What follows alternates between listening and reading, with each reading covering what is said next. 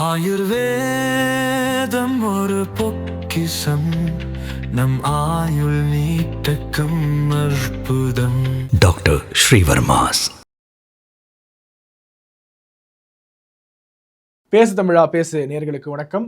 இன்று நம்மோடு sunlight எதுகேரோட CEO திரு ஜெய வெங்கடேசன் அவர்கள் இணைஞ்சிருக்காரு. அவரோட தான் பேச போகிறோம். சார் வணக்கம், வெல்கம் டு ஸ்டுடியோ. வணக்கம்.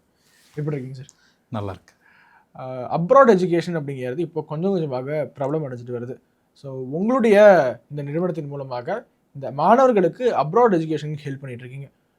இனிஷியலாக இந்தியாவில் மருத்துவ படிப்பிற்கும் வெளிநாடுகளில் மருத்துவ படிப்பிற்கும் இருக்கக்கூடிய அடிப்படை வேறுபாடு என்னவாக இருக்கிறது? ஆக்சுவலாக இந்தியா அப்படின்னு எடுக்கிறப்போ பார்த்தீங்கன்னா வேர்ல்டில் one of the best medical education system அப்படின்னு சொன்னால் என்னை பொறுத்தவரையிலும் நான் வந்து இந்தியாவை சொல்லுவேன். ஓகே. ஏன்னா இந்தியாவில் வந்து lot of disease lot of doctors, experienced doctors, இந்த மாதிரி நிறைய பேர் இருக்காங்க. நிறைய யூனிவர்சிட்டிஸ் இருக்குது.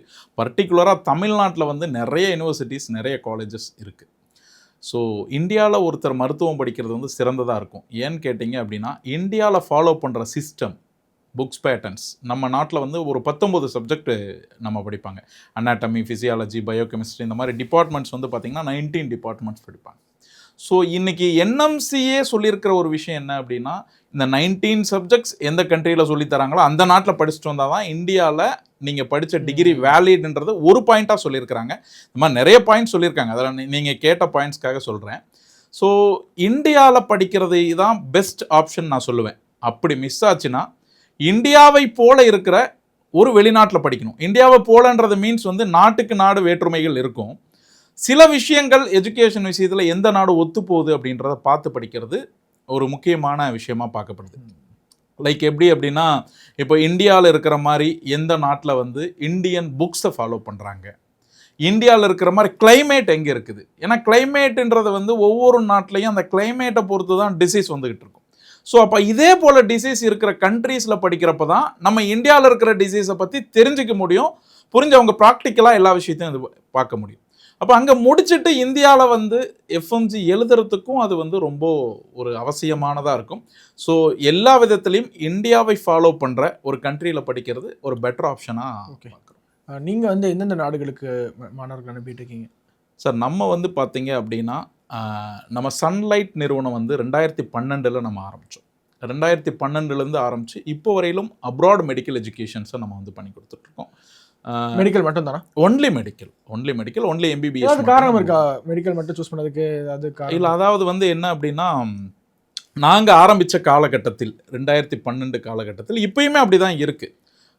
ஒரு நாடு வந்து தன்னிறைவடையணும் அப்படின்னு சொன்னால் மெடிக்கலில் வந்து நம்ம ஃபுல்ஃபில் ஆகிருக்கணும்.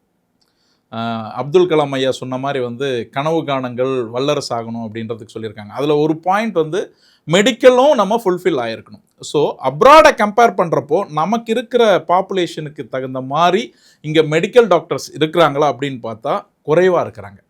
அப்போது இதுக்கு ஆப்ஷன் வந்து இந்தியாவில் அதிகபட்சமாக மருத்துவ மாணவர்கள் படிக்கிறதுக்கும் வாய்ப்பு இல்லாமல் போகுது. லைக் இந்த வருஷம் நீங்கள் 2026 எடுத்துக்கிட்டிங்கன்னா 22 லட்சம் பேர் வந்து நீட் எக்ஸாம் எழுதியிருக்கிறாங்க. ஸோ நீட் எக்ஸாம் எழுதின எல்லாரோடையும் கனவு என்னவா இருக்குது? டாக்டர் ஆகணுன்ற கனவு. அந்த எல்லாருக்கும் இங்கே வந்து கனவை நனவாக்க முடியுமா அப்படின்னு பார்த்தீங்கன்னா இல்லை. அவ்வளோ சீட் இல்லை, அவ்வளோ சீட்டிங் இல்லை. லைக் வந்து நீங்கள் இப்போது ஒரு டாக்டர் ஆகிறதுக்கு மெடிக்கல் கவுன்சில் சொல்லியிருக்கிற மெயின் ஆப்ஜெக்ட் என்ன, மெயின் கண்டிஷன் என்ன அப்படின்னா, ஃபிசிக்ஸ், கெமிஸ்ட்ரி, பயாலஜியில் 50% மார்க் இருந்தால் நீங்கள் டாக்டர் ஆகிறதுக்கு எலிஜிபிள் அப்படின்றது ஒன்ஸ் அப்பான் ஏ டைம் இருந்துச்சு நீட் வர்றதுக்கு முன்னாடி. இப்போது ஃபிசிக்ஸ், கெமிஸ்ட்ரி, பயாலஜியில் 50% மார்க்கோட நீட்டில் எலிஜிபிள் ஆயிருந்தீங்கன்னாவே நீங்கள் படிக்கிறதுக்கு சரியான பர்சன் அப்படின்றது தான் நம்ம இந்தியன் கவர்மெண்ட் சொல்லுது. அப்போது நீட்டில் பாஸ் பண்ண எல்லாருக்கும் இங்கே வாய்ப்பு மறுக்கப்படுது, வாய்ப்பு கிடைக்கிறது இல்லை. காரணம் என்னன்னு கேட்டிங்கன்னா, அவ்வளோ அளவுக்கு இங்கே படிக்கிறதுக்கு உண்டான சீட்ஸ் அவைலபிலிட்டி. 1,10,000 சீட் இருக்கா சார்? 1,30,000 சில்லற சீட் இருக்குங்க சார் இந்தியா ஃபுல்லாக. இதில் அதிகமாக இருக்கிறது வந்து பார்த்தீங்கன்னா தமிழ்நாட்டில். இப்போ நீங்கள் 22 லட்சம் பேர் எழுதின எக்ஸாம் 1,30,000 சீட்டுக்காக ஓடிட்டு இருக்காங்க. அப்போ அதனோட கம்பேரிஷன் நீங்கள் பார்த்தீங்க அப்படின்னா பாசிங் பர்சன்டேஜுக்கும் இதுக்கும் கிட்டத்தட்ட 60% பாஸ் பண்ணியிருக்காங்கன்னு வச்சுக்கோங்களேன். 22 லட்சம் பேரில் இந்த 60% ஸ்டூடெண்ட்ஸ்க்கும் வந்து இங்கே எம்பிபிஎஸ் கிடைக்கிறது இல்லை. அதில் யார் டாப்பஸ்ட்டாக வந்திருக்காங்களோ அவங்களுக்கு தான் எம்பிபிஎஸ் கிடைக்குது. அவங்களுக்கு அடுத்த ஆப்ஷன் இந்தியாவில் என்ன இருக்குது? அடுத்த ஆப்ஷனா இப்போ இந்தியாவில் அடுத்த ஆப்ஷன் அப்படின்றப்போ மெரிட்டில் கிடைக்கிறவங்களுக்கு வந்து கவர்மெண்ட் கோட்டாவில் படிக்கிறவங்களுக்கு வந்து சாதாரண மக்கள் கூட எம்பிபிஎஸ் படிக்க முடியும். ஸோ அதை தவிர்த்து நான் வந்து எலிஜிபிள் ஆயிருக்கேன், நல்ல ஸ்கோர் பண்ணியிருக்கேன், ஒரு 500 450 500 லெவலில் வந்து நீட்டில் ஸ்கோர் பண்ணியிருக்கேன், ஆனால் இந்தியாவில் எனக்கு மெரிட்டில் கிடைக்கல அப்படின்னா அடுத்த ஆப்ஷன் நீங்கள் வந்து மேனேஜ்மெண்ட் கோட்டாவில் படிக்க வேண்டிய ஒரு கண்டிஷன் இருக்குது. அப்போ மேனேஜ்மெண்ட் கோட்டான்னு போகிறப்போ வந்து ஒரு வருஷத்துக்கு குறைந்தபட்சம் அந்த ஸ்டூடெண்ட்டோட 1 இயர் ஃபீஸ் மட்டுமே 20 22 லட்ச ரூபாய் வருது. அப்போ முடிக்கிறதுக்குள்ள அந்த குழந்தையோட ஃபீஸ்க்காக மட்டும் மெடிக்கல் MBBS படிக்கிறதுக்காக மட்டும் 1 கோடி 1.5 கோடி ரூபாய் வரையிலுமே இங்கே இருக்கிற யூனிவர்சிட்டிஸில் செலவாகுது. ஸோ அப்போ வந்து இந்த மாணவர்கள் வந்து வேற என்ன ஆப்ஷன் தேடிட்டு இருக்கிறப்போ, ஒன்றா இந்த MBBS கனவை இழக்கணும், இல்லை நான் MBBS கனவு தான் எனக்கு இருக்குது, நான் MBBS தான் ஆவேன் அப்படின்னு நினச்சிங்கன்னா நீங்கள் அடுத்த ஆப்ஷன் வந்து அப்ராட் தான் எடுக்கணும். அப்போ அப்ராடில் போகிறப்போ நம்ம கவனிக்க வேண்டிய விஷயங்கள் நான் முதல்ல சொன்ன மாதிரி இந்தியாவில் இருக்கிற மாதிரி எல்லா விஷயத்தையும் ஒத்து போகிற கண்ட்ரிஸ். அந்த 19 ஆமாம் 19 subject, climate plus academic years. இப்போ NMC நாம்சஸ் நிறைய வந்திருக்கு. ஏன்னா இப்போது 2021க்கு முன்னாடி படித்தது வேறு, 2021க்கு அப்புறம் படிக்க போகிறது வேறு அப்ராட் எஜுகேஷனை பொறுத்தவரைக்கும். ஏன்னா 2021 முன்னாடி வந்து மோஸ்ட் ஆஃப் த கண்ட்ரிஸ் நிறைய கண்ட்ரீஸில் படிச்சிருக்காங்க. China, Russia, Ukraine, Georgia, Philippines, Uzbekistan, Kyrgyzstan, Kazakhstan, Nepal, Bangladesh, எந்தெந்த நாடுகள் எல்லாம் இந்தியர்கள் போய் படிக்க முடியுமோ மோஸ்ட் ஆஃப் எல்லா கண்ட்ரிலையும் நம்ம ஸ்டூடெண்ட்ஸ் படிச்சிருக்காங்க. ஆனால் 2021க்கு முன்னாடி படித்தப்போ எப்படி இருந்துச்சு சிஸ்டம் அப்படின்னா, போவோம் அந்த அகடமிக் இயர்ஸை படிப்போம், படித்து முடிச்சுட்டு டிகிரியை வாங்கிட்டு நேராக இந்தியா வருவோம், FMG எக்ஸாம் எழுதுவோம், இங்கே பாஸ் ஆனதுக்கப்புறம் 1 இயர் இன்டர்ன்ஷிப் பண்ணுவோம். இது வந்து 2021 முன்னாடி இருந்துச்சு. இப்போது 2021க்கு அப்புறம் NMC வந்து நியூ கைட்லைன்ஸ் கொடுத்துருக்காங்க. ஸோ அந்த கைட்லைன்ஸ் படி நீங்கள் போய் படிச்சுட்டு வந்தால் மட்டும்தான் இந்தியாவில் FMG அப்படின்ற ஒரு எக்ஸாமையே நீங்கள் அப்பியர் ஆக முடியும். அதை பாஸ் பண்ணால் தான் டாக்டர் ஆக முடியும், அது செகண்டரி. பட் எக்ஸாமே நீங்கள் எழுத முடியறதுக்கு உண்டான பேசிக்ஸ் அப்படின்றது ஒரு கிரிட்டீரியா வச்சுருக்காங்க. அது என்ன அப்படின்னா, நீங்கள் எந்த நாட்டில் போய் படித்தாலும் மினிமம் டியூரேஷன் 54 மந்த்ஸ் இருக்கணும். செகண்ட் ஒன் வந்து பார்த்தீங்கன்னா நீங்கள் இங்கிலீஷ் மீடியமில் படிச்சிருக்கணும். தேர்ட் ஒன் வந்து நீங்கள் நம்ம நாட்டில் படிக்கிற மாதிரி 19 சப்ஜெக்ட்ஸ் படிச்சிருக்கணும். ஃபோர்த் ஒன்று, நீங்கள் எந்த நாட்டில் படிக்கிறீங்களோ அந்த நாட்டில் அந்த யூனிவர்சிட்டியோட ஓன் ஹாஸ்பிட்டலில் 1 இயர் இன்டர்ன்ஷிப் பண்ணியிருக்கணும். அண்ட் ஃபிஃப்த் ஒன், நீங்கள் அங்கே படித்து முடிச்சுட்டு இந்தியா திரும்பி வர்றப்போ ரெஜிஸ்ட்ரேஷனோட லைசன்ஸ் வாங்கிட்டு வரணும் அந்த நாட்டில். அண்ட் அதுக்கு அடுத்த பாயிண்ட் என்ன அப்படின்னா, நீங்கள் டேட் ஆஃப் ஜாயினிங்லேருந்து இந்த FMGயை கிளியர் பண்ணுறது 10 வருஷத்துக்குள்ளே முடிக்கணும். ஸோ இது எல்லாமே கம்ப்ளீட் பண்ணால் மட்டும்தான் நீங்கள் இந்தியாவில் ரெஜிஸ்டர் பண்ண முடியும். இதில் நீங்கள் நம்ம சொன்ன பாயிண்டில் ஒரு பாயிண்ட் வந்து ரொம்ப ரொம்ப ரொம்ப முக்கியமாக பார்க்கணும். என்ன அப்படின்னா, நீங்கள் அந்த லைசன்ஸுன்னு சொன்ன விஷயம் வந்து ரொம்ப முக்கியமாக பார்க்க வேண்டிய ஒரு விஷயம். ஏன் கேட்டிங்கன்னா, மோஸ்ட் ஆஃப் த கண்ட்ரியில் கோர்ஸ் முடித்ததுக்கப்புறம் இந்த லைசன்ஸ் வாங்குறதுக்கு அடிஷ்னலாக ஒரு எக்ஸாம் எழுத வேண்டிய கட்டாயம் இருக்குது. லைக் சைனாவில் போனீங்கன்னா சைனாவில் அடிஷ்னலாக எக்ஸாம் எழுதணும். அதாவது 6 வருஷம் படிப்பு இருக்கும். 6 வருஷம் முடித்ததுக்கு பிறகு லைசன்ஸ் வாங்குறதுக்கு நீங்கள் தனியாக ஒரு எக்ஸாம் எழுதணும். ரஷ்யாவில் அதே போல் எக்ஸாம் இருக்குது, வியட்நாமில் அதே போல் எக்ஸாம் இருக்குது. இந்த மாதிரி ஒவ்வொரு நாடுகளும் ஒரு பாலிசியை மெயின்டைன் பண்ணிகிட்டு இருக்காங்க. குறிப்பாக பார்க்க வேண்டியது என்ன அப்படின்னா, அந்த நாட்டில் நடத்தக்கூடிய இந்த லைசன்சிங் எக்ஸாம் அந்தந்த நாட்டோட உள்நாட்டு மொழியில் எழுதுகிறாங்க. அப்போது ஒரு லாங்குவேஜை வந்து கற்றுக்கிறது ஈஸி பேசுகிறதுக்காக, ஆனால் ஒரு லாங்குவேஜை படித்து அதை கொஷின் என்ன வந்திருக்குன்னு படித்து அதுலேயே நம்ம வந்து திரும்ப ஆன்சர் பண்ணுறதுன்றது ரொம்ப டிஃபிகல்ட்டான விஷயம். ஸோ லாங்குவேஜை ரொம்ப ரொம்ப முக்கியமாக பார்க்கணும். இந்த எக்ஸாமை வந்து ரொம்ப முக்கியமாக கவனித்து எந்த கண்ட்ரியில் எக்ஸாம் இல்லை, எங்கே போனால் நம்ம ஈஸியாக முடிச்சுட்டு இந்தியா வர முடியுன்றதை பார்த்துட்டு போக வேண்டியது ஒரு கட்டாயம். இப்போ உங்கள் நிறுவனத்தை பொறுத்த வரைக்கும் நீங்கள் ஃபிலிப்பீன்ஸ்க்கு வந்து மாணவர்களை அனுப்பிட்டு இருந்தீங்க. இப்போ புதுசாக திமோர்லஸ் அப்படிங்கிற ஒரு நாட்டிற்கு மாணவர்களை அனுப்புவதற்கான காரணம் என்ன? நீங்கள் சொன்ன மாதிரி இந்த சிலபஸ், இந்த 19 சப்ஜெக்ட்லாம் அங்கே சிமிலராக இருக்கிறதுனாலயா? இல்லை, ஆக்சுவலாக 2 விஷயங்கள் இருக்குது சார். ஃபிலிப்பைன்ஸ் வந்து ஏன் நாங்கள் ப்ரமோட் பண்ணோம் அப்படின்னா, இப்பயும் ப்ரமோட் பண்ணிக்கிட்டு இருக்கோம். Philippines one of the best கண்ட்ரின்னு சொல்ல முடியும். ஏன்னு கேட்டிங்க அப்படின்னா, அங்கே இதுவரையிலும் 25 பேட்ச் படித்து முடிச்சுட்டு இந்தியாவில் FMG கிளியர் பண்ணிவிட்டு ஒர்க் பண்ணிக்கிட்டு இருக்காங்க. நீங்கள் இந்த FMG ரேஷியோ பார்த்தீங்க அப்படின்னா வந்து பாசிங் பர்சன்டேஜ் ஓவராலாக பார்க்குறப்ப கம்மியாக இருக்கும். அதுலேயும் பர்டிகுலராக பிரித்து பார்க்குறப்போ ஃபிலிப்பைன்ஸில் படித்த குழந்தைகள் வந்து அதிகமாக பாஸ் பண்ணியிருப்பாங்க. ஏன்னு கேட்டிங்க அப்படின்னா, இந்தியாவை போல் ஒத்த சீதோஷ்ண நிலையும் அங்கே இருக்கிற எஜுகேஷன் சிஸ்டமும் அங்கே இருக்கக்கூடிய சப்ஜெக்ட்ஸ் நாலேஜ் இது எல்லாமே கம்பேர் பண்ணுறப்போ வந்து ஒன் ஆஃப் த பெஸ்ட் கண்ட்ரின்னு சொல்லிட்டு நம்ம அங்கே ப்ரமோட் பண்ணிக்கிட்டு இருக்கோம். ஃபிலிப்பைன்ஸ் வந்து நம்ம கிட்டத்தட்ட ஒரு 14 வருஷமாக அதை பண்ணிக்கிட்டு இருக்கோம். இப்போது 3 வருடங்களாக ஃபிலிப்பைன்ஸை போலவே ஒரு நாடு இருக்குது அப்படின்றது தெரிஞ்சு அந்த நாடு எங்களுக்கு ஆக்சுவலாக ஒரு 5 வருஷமாகவே அந்த நாட்டோட கொலாபரேஷன்ஸ் இருக்குது. பட் வந்து ஒரு நாட்டுக்கு நாங்கள் ப்ரொமோட் பண்ணணும்னு நினைக்கிறப்போ வெறும் அங்கே அட்மிஷன் கொடுக்குறாங்க, அங்கே போய் படிக்க முடியும்னா உடனே அனுப்பிட முடியாது. அப்போ நம்ம போய் முதல்ல வந்து அந்த கண்ட்ரியை பற்றி ஒரு அனலைஸ் பண்ணணும். அப்போ அந்த கண்ட்ரிக்கு விசிட் பண்ணி அந்த கண்ட்ரியில் என்னென்ன ஃபெசிலிட்டிஸ் இருக்குது, எஜுகேஷன் சிஸ்டம் எப்படி இருக்குது, லேப் ஃபெசிலிட்டிஸ் எப்படி இருக்குது, ஹாஸ்டல் ஃபெசிலிட்டிஸ் எப்படி இருக்குது, அங்கே வந்து ஹேண்ட்ஸ் ஆன் ப்ராக்டிஸ் இருக்கா, ப்ராக்டிக்கல் நாலேஜ் எவ்வளோ கற்றுக்க முடியும், இந்தியன் கிளைமேட் இருக்கா, சேஃப்டி எப்படி இருக்குது, இது எல்லாத்தையும் அனலைஸ் பண்ணணும். ஸோ இதுக்காக நாங்கள் வந்து பர்டிகுலராக இந்த திமோர் லெஸ்ட்ன்ற நாட்டுக்கு போயிருந்தோம். லாஸ்ட் இயர் வந்து நம்மளுடைய மரியாதைக்குரிய ஜனாதிபதி திரௌபதி முர்மு மேடம் அவங்க வந்து திமோர் லெஸ்ட்டை விசிட் பண்ணியிருந்தாங்க. அப்போ எங்களுக்கு இந்தியன் எம்பசிலிருந்து எங்களையும் வந்து இன்வைட் பண்ணியிருந்தாங்க. இந்த மாதிரி வந்து நம்மளோட இந்தியன் பிரசிடென்ட் வராங்க, நீங்களும் எஜுகேஷன் ப்ரமோட் பண்ணுறவங்களும் வாங்க அப்படின்னு சொல்லிட்டு அதில் எனக்கு இன்விடேஷன் வந்திருந்தது. நான் போயிருந்தேன். அங்கே நிறைய அஃபீஷியல்ஸ் நான் மீட் பண்ண முடிஞ்சது. அங்கே இருக்கிற பிரைம் மினிஸ்டர் ஆகட்டும், டெபுட்டி பிரைம் மினிஸ்டர் ஆகட்டும், அல்லது எஜுகேஷன் மினிஸ்டர்ஸ் ஆகட்டும், அல்லது இந்தியன் எம்பசியோட பீப்புள்ஸ் ஆகட்டும், எல்லாரையும் நம்ம மீட் பண்ணுறப்போ அது இல்லாமல் அங்கே கொஞ்சம் அந்த மீட்டிங்கில் வந்து நம்ம இந்தியன்ஸும் அங்கே இருக்கிறதையும் நம்ம பார்த்து அவங்களோடையும் பேசணும். இங்கே எப்படி எதுக்காக வந்திருக்கு, கோரிக்கை வச்சிங்களா? இல்லை, கோரிக்கைகள் வைக்கிற அளவுக்கு அங்கே ஒன்றும் மீட் பண்ண முடியல. Just everything is good. ஆமாம், எல்லாமே நல்லா இருந்தது. பட் அவங்க வந்ததுக்கு அப்புறம் இது வந்து 2 கண்ட்ரிக்கும் உள்ள கொலாபரேஷன்ஸ் ரொம்ப அதிகமாக இருந்தது. இப்போ நம்ம வந்து எஜுகேஷன் சிஸ்டம்ஸ் இந்த மாதிரி டெவலப்மெண்ட்ஸு ப்ளஸ் நம்மளோட மேடம் வந்துட்டு போனதுக்கப்புறம் வந்து அந்த கண்ட்ரியோட எம்பசி வந்து நம்ம டெல்லியில் ஓப்பன் ஆயிருக்கு. நம்ம நாட்டோட எம்பசி அந்த கண்ட்ரியில் இருக்கக்கூடிய டெல்லின்ற அதாவது நம்ம நாட்டோட கேபிட்டல் நியூ டெல்லி, அந்த கண்ட்ரி திமோர் லெஸ்டோட கேபிட்டல் டெல்லி. டெல்லியில் வந்து நம்மளோட எம்பசி வந்து ஓப்பன் ஆயிருக்கு.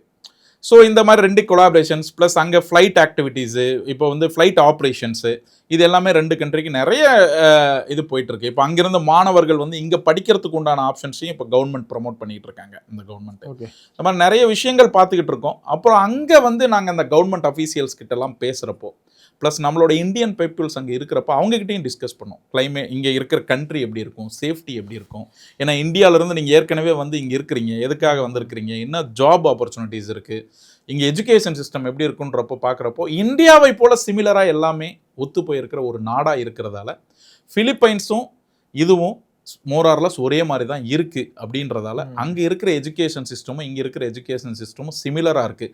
பர்டிகுலராக இந்தியாவை போல 4.5 வருஷ படிப்பு அப்படின்றது வேறு எந்த நாட்டிலும் இல்லை. பிலிப்பைன்ஸ் படித்தா கூட நம்ம 5.5 வருஷ படிப்பு, 1 இயர் இன்டர்ன்ஷிப். ஸோ திமோரில் 4.5 வருஷ படிப்பு, இந்தியன் கரிக்குலம், இந்தியன் ஃபேக்கல்ட்டிஸ் எல்லாம் வந்து இங்கே ஒர்க் பண்ணுறதுக்கு அவைலபிலிட்டி கொடுக்குறாங்க, ஃபெசிலிட்டிஸ் பண்ணி கொடுக்குறாங்க. ஒரு இந்தியன் ஃபேக்கல்ட்டிஸ் அங்கே போய் ஒர்க் பண்ணுறதுக்கு வீசா ஃப்ரீயாக அந்த கவர்மெண்ட்டே எல்லாமே சப்போர்ட் பண்ணி பண்ணுறாங்க. நம்ம இந்தியன்ஸ் வந்து ஸ்டே பண்ணி அங்கே ஹாஸ்டல் ஸ்டே பண்ணி படிக்கிறதுக்கு எல்லா வசதியும் அந்த கவர்மெண்ட் சப்போர்ட் பண்ணுறாங்க. கவர்மெண்ட் நமக்கு வந்து பேக் போனாக இருந்து சப்போர்ட் பண்ணுறாங்க. ஸோ இந்த எல்லா ஃபெசிலிட்டிஸும் இருக்கிறதால திமோர் லெஸ்ட் ஒரு பெஸ்ட் கண்ட்ரின்றதாலையும் பிலிப்பைன்ஸோட சேர்த்து திமோர் லெஸ்ட்டையும் நம்ம ப்ரொமோட் பண்ணிட்டோம். நீங்கள் பேசும்போது முக்கியமான ஒரு பாயிண்ட் குறிப்பிட்டீங்க, சேஃப்டி. இங்கேருந்து ஒரு மாணவர்களை வெளிநாட்டுக்கு அனுப்பக்கூடிய அனைத்து பெற்றோர்களுக்கும் மனசுக்குள்ளே இருக்கக்கூடிய ஃபஸ்ட்டு பயம்ங்கிறது அந்த சேஃப்டி தான். கண்டிப்பாக. அதை எப்படி நீங்கள் என்ஷோர் பண்ணலாம்னு நினைக்கிறீங்க? அதற்கான ஸ்டெப்ஸ் அப்படிங்கிறது மாணவர்கள் என்ன எடுக்கிறாங்க, நீங்கள் என்ன எப்படி என்ஷோர் பண்ணுறீங்க? அதாவது ஒரு செக் அண்ட் பேலன்ஸ் மெக்கானிசம் இருக்கா, உங்களுடைய எப்படி மேற்பார்வை செய்கிறீங்க? இல்லை, ஆக்சுவலாக வந்து என்ன அப்படின்னா நம்ம இந்தியன் பெற்றோர்களை பொறுத்தவரையிலும் என்னென்னா பர்டிகுலராக தமிழ் பெற்றோர்கள் அப்படின்னு எடுக்கிறப்ப என்ன மாதிரி இருக்கும் அப்படின்னா, பிள்ளைகளை வெளியூருக்கு இங்கே இருக்கிற நம்ம ஒரு சென்னையில் ஒரு குழந்தை படிக்குதுன்னு நினச்சா கூட ஹாஸ்டலில் தங்கி படிச்சுக்கிட்டு இருப்போ அவங்க வீட்டில் வந்து ஃபெஸ்டிவல் செலிப்ரேட் பண்ண மாட்டாங்க. ஒரு நல்ல ஃபுட்டை எடுத்து வாயில் வைக்கிறப்போ நினைப்பாங்க, ஐயோ நம்ம பிள்ளை என்ன சாப்பிட்டாலோ இல்லையோ, நம்ம இங்கே எதை சாப்பிட்டுட்டு இருக்கோமே அப்படின்ட்டு. ஸோ அந்த ஃபீலிங்ஸ் வந்து பேரண்ட்ஸ்க்கு இருக்கவே செய்யும். ஸோ நம்மளும் ஒரு இந்திய பேரண்ட்டாக இருக்கிறதால நம்ம பண்ணக்கூடிய இந்த பிலிப்பைன்ஸ் அண்ட் திமோர் லெஸ்ட் 2 கண்ட்ரிலையுமே ஹாஸ்டல்ஸ் வந்து ஓனாக ரன் பண்ணிட்டு இருக்கோம். நீங்கள் ரன் பண்ணி? எஸ், ரன் பண்ணிட்டு இருக்கோம். நாங்கள் மீன்ஸ் வந்து நம்ம தமிழ் பீப்புள்ஸ் கோஆபரேஷன்ஸோட அங்கே வந்து கொலாபரேஷன். நீங்கள் அனுப்பக்கூடிய மாணவர்கள் அந்த ஹாஸ்டலில் தங்கி படிப்பாங்க? எஸ், ஹாஸ்டலில் தங்கிட்டு இருப்பாங்க. பர்டிகுலராக அந்த ஹாஸ்டலில் இந்தியன் வார்டன்ஸ் இருப்பாங்க, தமிழ் வார்டன்ஸ் இருப்பாங்க. ஸோ அந்த தமிழ் வார்டன்ஸ் பேரண்ட்டுக்கும் ஸ்டூடெண்ட்டுக்கும் கோஆர்டினேட் பண்ணிட்டு இருப்பாங்க. ஸோ ஒரு ஸ்டூடெண்ட்டை பற்றி ஏதாச்சும் கிளாரிஃபை பண்ணணும், இல்லை ஸ்டூடெண்ட்டுக்கு உடம்பு சரியில்லாமல் போயிடுச்சு, அவங்க பேரண்ட்டாக இருந்து செயல்படுவாங்க. ஸோ அந்த பயம் தேவையே இல்லை, அவசியமே இல்லாதது. அது இல்லாமல் அங்கே வந்து ஹாஸ்டல்லேருந்து வெளியில் போகிறதுக்கு அலௌடு கிடையாது. சில கண்ட்ரிலையெல்லாம் வந்து பார்த்தீங்கன்னா ஹாஸ்டல் ஒரு இடத்துல இருக்கும், காலேஜ் ஒரு இடத்துல இருக்கும். ஹாஸ்டல்லேருந்து காலேஜுக்கு வர்றதுக்கு அவங்க பப்ளிக் டிரான்ஸ்போர்ட்டை யூஸ் பண்ணிட்டு வர மாதிரி இருக்கும், அல்லது அவங்க ஓனாக வந்து ஒரு டாக்ஸியை பிடிச்சிட்டு வர மாதிரி இருக்கும் ஒவ்வொரு டைமும். ஸோ இங்கே அந்த மாதிரி எந்த ஒரு ப்ராப்ளமுமே கிடையாது. காலேஜுக்கும் ஹாஸ்டலுக்கும் 3 கிலோமீட்டர் டிஸ்டன்ஸ் இருக்குது. இருந்தாலும் கூட இந்த மாணவர்கள் வந்து காலேஜிலேருந்து ஹாஸ்டல் போகிறதுக்காகட்டும், ஹாஸ்டல்லேருந்து காலேஜ் வர்றதுக்காகட்டும் பஸ்ஸு நம்மளே வந்து ஓனாக ப்ரொவைட் பண்ணிகிட்ருக்கோம். இந்த பஸ்ஸு வந்து வெளியில் கூட நிற்காது. காலேஜ் காம்பவுண்டுக்குள்ளே போய் தான் பிக்கப் பண்ணும், ஹாஸ்டல் காம்பவுண்டுக்குள்ளே வந்து தான் ட்ராப் பண்ணும். ஸோ கேட்டை விட்டு பஸ் ஏறினாங்கன்னா வெளியில், இப்போ நம்ம ஃப்ளைட் ஏறுவோம் இல்லையா, இப்போ ஒரு கண்ட்ரியில் ஃப்ளைட் ஏறினா அடுத்த கண்ட்ரியில் வந்து தான் நம்ம இறங்குவோம். அது போல் வந்து அங்கே ஏறினா அடுத்து ஹாஸ்டலில் இறங்குவோம், ஹாஸ்டலில் ஏறினா வந்து காலேஜில் இறங்குவோம். ஸோ இந்த மாதிரி சேஃப்டி வச்சுருப்போம். அதில் பயப்படுறதுக்கு ஒன்றும் இல்லை. ஸோ பெற்றோர்கள் பயம் இல்லாமல் அனுப்பலாம். 100% பயம் இல்லாமல் அனுப்பலாம். இது வரைக்கும் எத்தனை மாணவர்கள் இந்த மாதிரி நீங்கள் 2012 சொல்கிறீங்க, ஓகே, எவ்வளோ பேரை நீங்கள் மாதிரி அனுப்பிச்சிருப்பீங்க சார்? இதுவரையிலும் இந்தியாவில் 1100க்கும் மேற்பட்ட மாணவர்கள் நம்ம மூலயமா அப்ராடுக்கு போய் படிச்சுட்டு எஃப்எம்ஜியை கிளியர் பண்ணிவிட்டு இன்றைக்கி தமிழ்நாட்டில் இருக்கிற மோஸ்ட் ஆஃப் த டிஸ்ட்ரிக்டில் ஒர்க் பண்ணிக்கிட்டு இருக்கிறாங்க. இந்த திமோர் அப்படின்றப்போ என்ன அப்படின்னா, திமோரில் இப்போ தான் 3rd பேட்ச் போயிட்டுருக்கு. அதாவது இன்டேக்கே வந்து இப்போ செகண்ட் இயர் முடிச்சுட்டு 3rd இயர் போக போகிறாங்க. இந்த 2026 3rd பேட்சை இன்டேக் எடுத்துக்கிட்டு இருக்கோம். அதனால் முடிச்சுட்டு வந்த மாணவர்கள் திமோரில் இல்லை, பிலிப்பைன்ஸில் நிறைய மாணவர்கள். ஸ்டூடெண்ட்ஸ் எப்படி என்ன ஃபீட்பேக் கொடுக்குறாங்க உங்கள்கிட்ட பேசும்போது? ஏதாவது ஃபீட்பேக் என்ன சொல்கிறாங்க? ஆக்சுவலாக பேரண்ட்ஸ் கிட்ட நிறைய ஃபீட்பேக்ஸ் வந்திருக்கு. நான் வேணா யாருன்னா இதை பார்த்துட்டு யாரா என்கிட்ட என்கொயரி கேட்குறாங்க, இல்லை இதை பார்த்துட்டு யாராவது ஃபோன் பண்ணுறாங்கன்னா நான் அந்தந்த டிஸ்ட்ரிக்டில் இருக்கக்கூடிய பேரண்ட்ஸ் ஸ்டூடெண்ட்ஸ் நம்பரே கொடுத்துருவேன். நீங்கள் அங்கே கேட்டுக்கோங்க. ஏன்னா நம்ம சொல்கிறது வந்து சரியாக இருக்குமா தவறாக இருக்குமான்றதை தாண்டி, ஏன்னா ஒரு பெற்றோருடைய இது வந்து இன்னொரு பெற்றோர்கிட்ட பேசுகிறப்போ அது உணர்வுபூர்வமாக அமையும். ஒரு மாணவரோட எதிர்பார்ப்பு இன்னொரு மாணவர்கிட்ட பேசுகிறப்போ அவங்களோட எதிர்பார்ப்பு வந்து ஃபுல்ஃபில் ஆகும். ஸோ அந்த மாதிரி மாணவர்கள் வந்து ரொம்ப ஹாப்பியாக இருக்காங்க. ஏன் ஹாப்பியாக இருக்காங்க அப்படின்னா, அவங்க படிக்கக்கூடிய நாடு ஒன்று தான் திமோர். படிக்கக்கூடிய இயர்ஸ், அகாடமிக் இயர்ஸ் 4.5 வருஷம் இந்தியாவை போல. படிக்கக்கூடிய புத்தகங்கள் இந்தியாவிலேருந்து வாங்கிட்டு போய் புத்தகங்கள், அங்கே சொல்லிக் கொடுக்குற டீச்சர்ஸு ஃபேக்கல்ட்டிஸ் எல்லாருமே வந்து பார்த்தீங்க அப்படின்னா தமிழ்நாட்டோட ஃபேக்கல்ட்டிஸ் அதில் 70% இருக்காங்க. தமிழர்களால் நடத்தக்கூடிய ஹாஸ்டல் ஃபெசிலிட்டிஸ், ஏற்கனவே ஒரு 300-400 மாணவர்கள் படிச்சுட்டு இருக்கக்கூடிய யூனிவர்சிட்டி, இது எல்லாம் இருக்கிறதால அவங்க தமிழ்நாட்டில் தான் இருக்கிறோம் அப்படின்ற ஒரு ஃபீலோட பிள்ளைங்க ஹாப்பியாக படிச்சுட்டு இருக்காங்க. வேல்யூவில் ஒரு குறைபாடும் இல்லை. அதாவது இங்கே படித்தா வேல்யூ இல்லை, அங்கே படித்தா வேல்யூ இல்லை அப்படின்னு சில பேர் பயமுறுத்துவாங்க இல்லையா, அந்த மாதிரிலாம் எதுவுமே இல்லை இல்லையா? இல்லை, ஆக்சுவலாக வந்து என்னென்னா, எந்த நாட்டில் படிக்கிறதுமே வேல்யூ இல்லைன்ற பேச்சே எந்த கவர்மெண்ட்டும் சொல்லலை. என்எம்சி ஆல்சோ வந்து நீ இந்த நாட்டுக்கு போய் படி, இந்த நாட்டுக்கு போய் படிக்காதன்ற விஷயத்தையே சொல்லலை. நான் முதல்ல சொன்ன மாதிரி என்எம்சி கைட்லைன்ஸ் படி போய் படிச்சுட்டு வரணுன்றது தான் நாம்ஸு. ஸோ அதை கம்பேர் பண்ணுறப்போ இந்த நாட்டில் என்எம்சி கேட்டிருக்கக்கூடிய 100% எல்லாமே ஒத்து போகுது என்எம்சி நாம்ஸோட. அப்போ இங்கே படிக்கிறது வந்து ஒரு வெல் எஜுகேஷன் தான் நான் சொல்லுவேன். ரெண்டாவது வந்து நீங்கள் பார்த்தீங்க அப்படின்னா, இந்தியன் கரிக்குலம் அப்படின்னு எடுக்கிறப்போ இந்தியன் கரிக்குலமில் மெயினாக நம்ம பார்க்க வேண்டியது வந்து பார்த்தீங்கன்னா கம்யூனிட்டி மெடிஷன். நீங்கள் கம்யூனிட்டி மெடிஷன் வந்து இங்கே இருக்கிற ப்ரைவேட் ஸ்கூலில் இல்லை ப்ரைவேட் யூனிவர்சிட்டியில் படிக்கிற பிள்ளைகள் எவ்வளோ பேர் எந்தெந்த வில்லேஜஸ்க்கு போய் கம்யூனிட்டி மெடிஷன் பண்ணுறாங்கன்னு எனக்கு தெரியல. ஆனால் சர்வீஸ் மாதிரி சொல்கிறீங்களா? ஆமாம். இப்போ கம்யூனிட்டி மெடிஷன்றது ஒரு மெயின் ஆப்ஜெக்ட்டுங்க. அதை படித்தா தான் வந்து ஒருத்தரோட மெடிக்கல் எஜுகேஷனே வந்து நல்ல எல்லா விஷயத்தையும் கற்றுக்க முடியும். எல்லா டிசீஸை பற்றியும் பப்ளிக்கில் எல்லா மாதிரி இருப்பாங்க. ஏன்னா ஒரு சில ஏரியாக்களில் ஒரு சில டிசீஸ் மட்டும் இருக்கும், ஒரு சில ஏரியாக்களில் ஒரு விதமான டிசீஸ் வந்து அதிகமாக இருக்கும். ஸோ அதை கற்றுக்கணும் அப்படின்னா வந்து கம்யூனிட்டி மெடிஷன் ரொம்ப முக்கியம். ஸோ அங்கே வந்து திமோரில் இந்த இந்தியன் சிலபஸ் ஃபாலோ பண்ணுறதால செகண்ட் இயர்லேயே வந்து கம்யூனிட்டி மெடிஷன் ஆரம்பிச்சிடுறாங்க.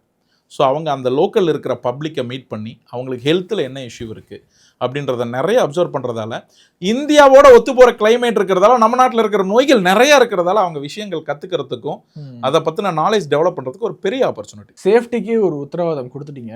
அடுத்து முக்கியமான ஒரு விஷயம் ஃபுட்டு. கண்டிப்பாக. நான் ஆக்சுவலாக அப்பயே கேட்குறப்பயே நான் இந்த விஷயத்த சொல்லணும்னு வந்து அப்புறம் ஏதோ ஒரு விஷயத்தில் நான் அதை சொல்லாமல் விட்டுட்டேன். ஆக்சுவலாக ஃபுட் அப்படின்ற விஷயத்தை பார்க்குறப்போ வந்து நீங்கள் இன்னொரு கேள்வியும் என்னை பார்த்து கேட்டீங்க.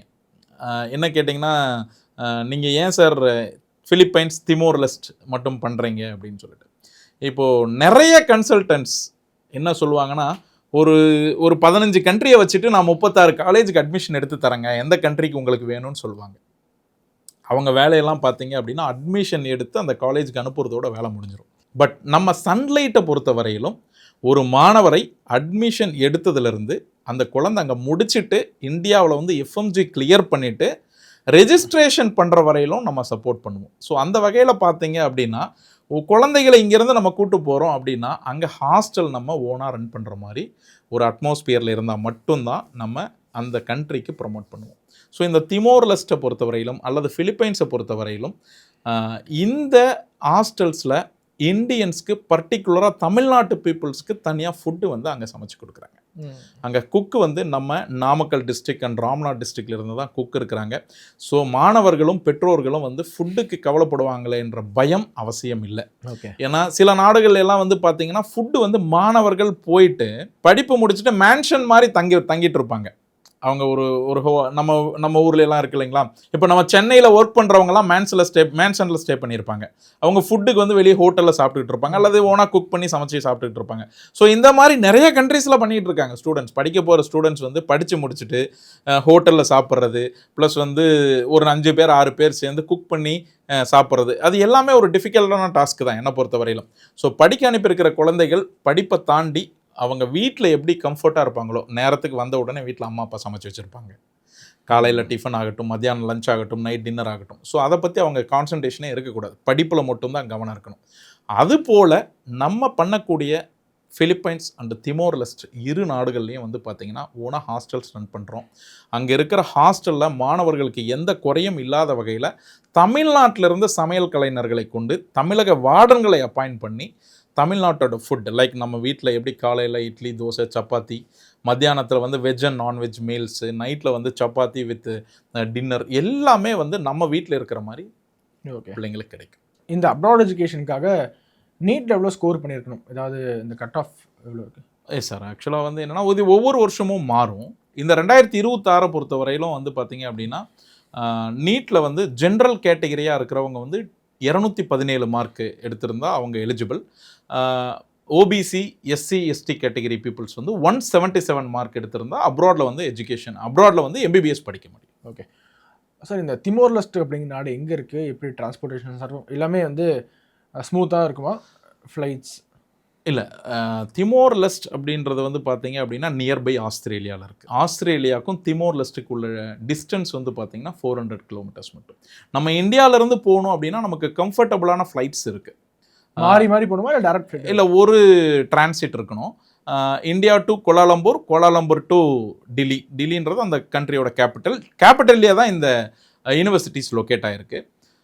2வது சிங்கப்பூர் வழியாகவும் போகலாம், 3வது பாலி வழியாகவும் போகலாம். ஸோ நம்ம இந்தியாவிலேருந்து போகிறதுக்கு நிறைய ஃப்ளைட்ஸ் ஆப்ஷன்ஸ் இருக்குது. ஸோ ஃப்ரீக்வெண்ட்டாக இருக்குது.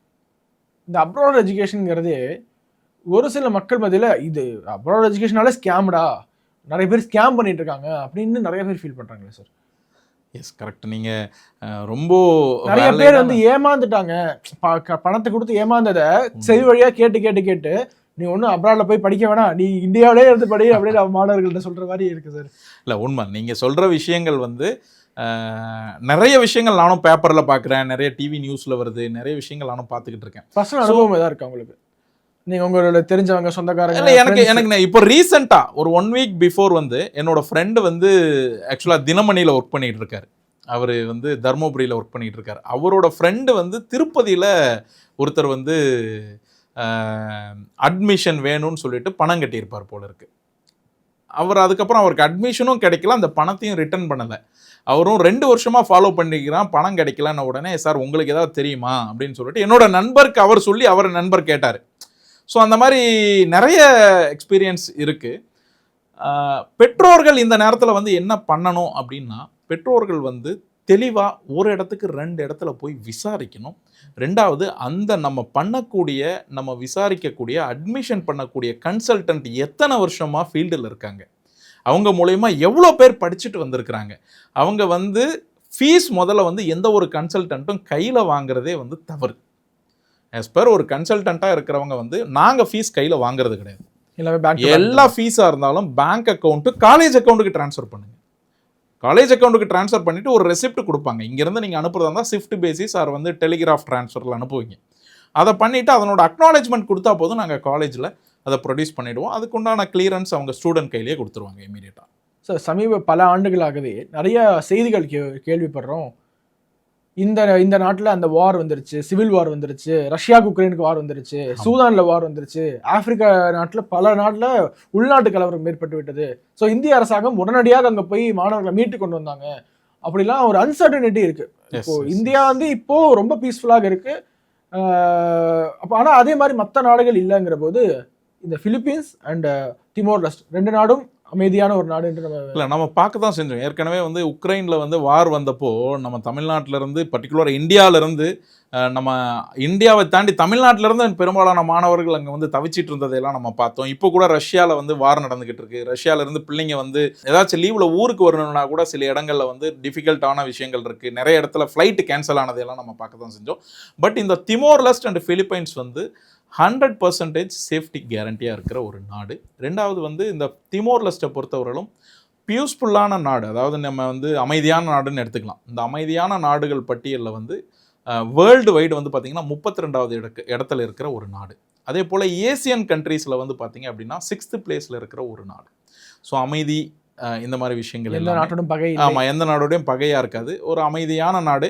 நம்ம மாணவர்கள் படிக்கிறதுக்கு ஒரு அமைதியான சூழல் தான் சரியான ஒரு ஒரு ஒரு இடமா நம்ம வந்து கணிக்கிறோம் இல்லைங்களா, நம்ம வீட்டிலே இருக்கிறப்போ. ஸோ இந்த போல அது மாதிரி இந்த நாடு வந்து எல்லா விதத்துலையும் படிக்கிறதுக்கு ஏதுவான ஒரு நாடாக இருக்குது. அதையும் தாண்டி நம்ம ஓன் ஹாஸ்டல் ரன் பண்ணுறதால என்னதான் நம்ம சேஃப்டி மற்ற விஷயங்கள் இருந்தாலும் கூட ஒரு பெற்றோராக நம்ம வந்து அந்த பிள்ளைங்க மேலே கவனம் செலுத்தணுன்ற ஒரு நோக்கத்துக்காக தான் நம்ம ஹாஸ்டல்ஸே ரன் பண்ணிகிட்டு இருக்கோம். ஸோ இப்போ ரீசெண்டாக வந்து நிறைய பேர் தங்களுடைய அச்சத்தை வெளிப்படுத்துவது மாணவர்களாக இருக்கட்டும் பெற்றோர்களாக இருக்கட்டும் ரொம்ப ப்ரெஷர் ஆகுறாங்க ஸ்டூடெண்ட்ஸ் வந்து இந்த எக்ஸாம்ஸை ஃபேஸ் பண்ணும்போது.